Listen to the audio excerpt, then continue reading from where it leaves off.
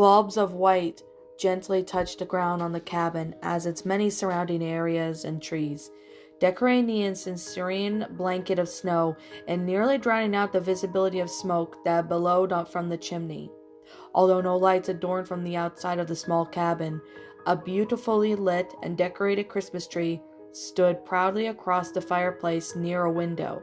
The adequate number of presents sat beneath the tree. 2 empty stockings hung on the fireplace. Presents awaited on both things.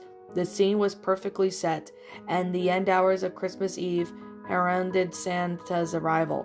2 occupants of the cabin were female, a mother and a daughter pairing.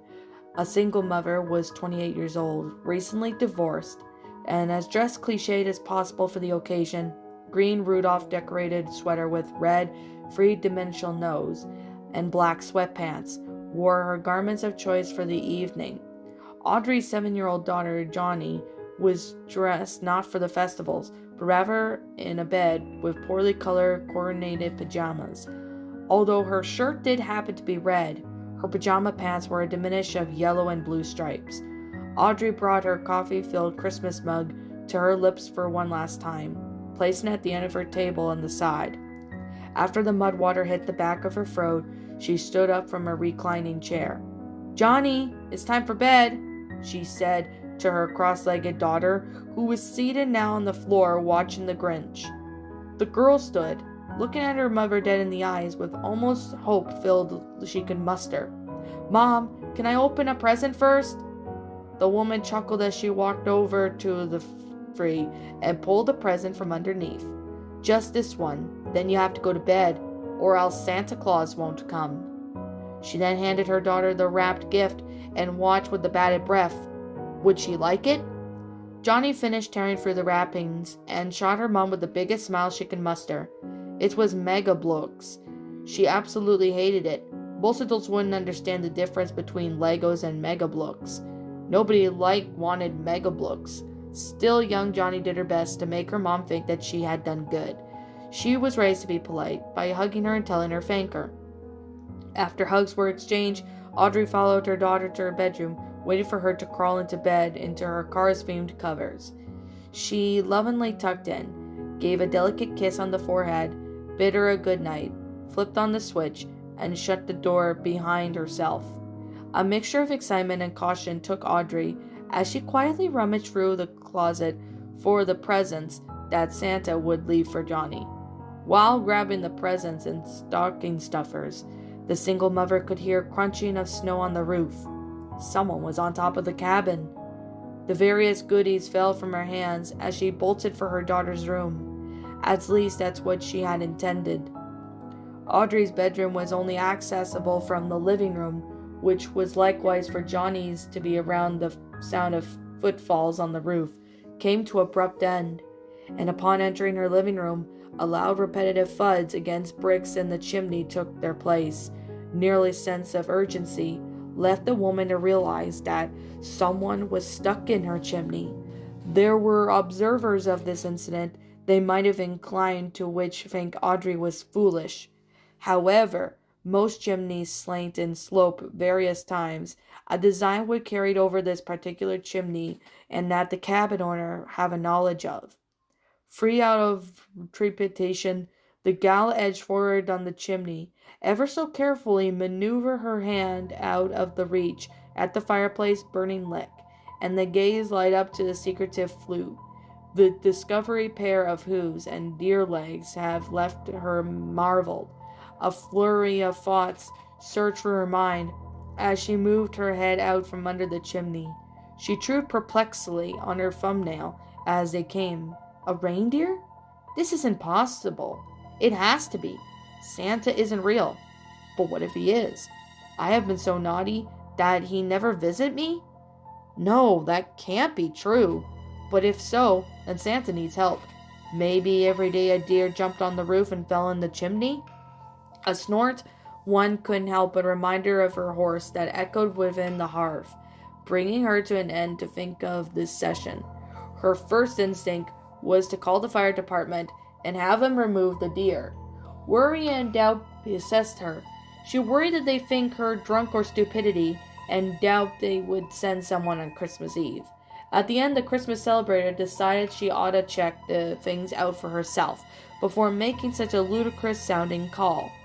Audrey quietly opened Johnny's bedroom door and peered in. Little Johnny slumbered, staring in her sleep. As much excitement for Christmas radiated from that one, even in sleep. Seeing that it was all well, Audrey shut the bedroom door, grabbed the flashlight seated on top of the cabinet in the living room, threw on the winter coat from a nearby coat rack, and trekked outside into the great white beyond. Try as she might to the ground, she could not make out what was stuck in the chimney due to rapid snowfall. Although she was uncertain, she thought she could make it out of a reindeer head.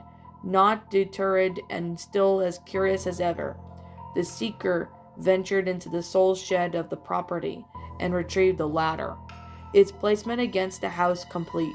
She ascended while praising herself for going up with the wooden instead of for metal. She did not have to worry about slipping. The near blizzard conditions seemed to be covering most of the prints on the roof, ensuring that there was nothing in the path for her to take. Every step towards the chimney was earned with the deep snow resisted against her every move. The bravery woman's resilience was then rewarded with a few intact hoof prints, and then a view of that which occupied her home was smoke escape. The culprit caught in the chimney did possess the antlers, but it was no deer. The creature was a moose. It angled and bucked its alonged snout towards Audrey, snapping its jaws and gashing its sharp teeth at her as it did so. Pity for the moose filled in her heart, causing her to jump up and try to come up with something to reassure her to say it.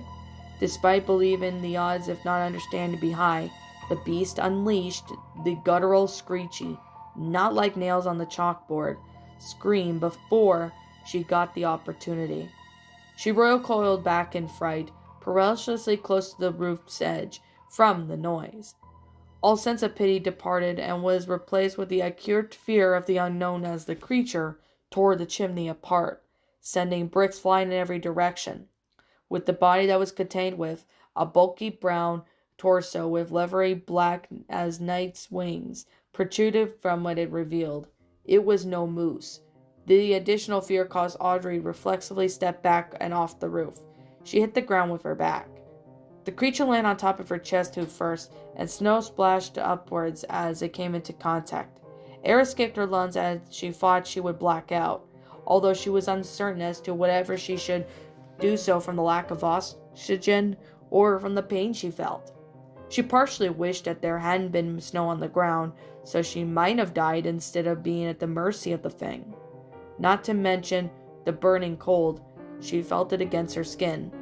The monster shot up, opened its jaws, quickly lowered them around her face. Audrey scrunched her eyes with the anticipating unbearable pain and imminent death, both which did not come. Hesitantly, she opened her eyes to see the delay was about, and surprisingly unsatisfied with the delay she was. The behemoth's head was now facing the nearest window, Johnny's bedroom window, and standing there looking with a smile on the face was Johnny. The mother willed her hands to move them around the beast's legs. No! She managed to wind the tone. The threat paid her to no head and effortlessly to remove the leg from its grasp. Its wings began to beat as the woman desperately latched onto her hands and around the leg again. A back kick greeted the woman's face as she unwillingly released the beast upon being knocked backwards, and the face first fell in the snow. The sound of shattering glass, rug in the ears.